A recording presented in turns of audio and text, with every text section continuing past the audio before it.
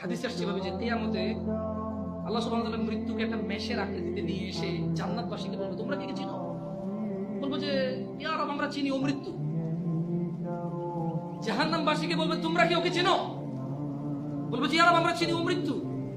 তারপর তাকে জবাই করার বিষয়ে আল্লাহ সুবহানাহু ওয়া তাআলা বলবেন, জবাই করা হবে। এবং আল্লাহ বলবেন, আর কেউ মরবে না, সবাই চিরস্থায়ী, জাহান্নামীরাও জান্নাতীরাও।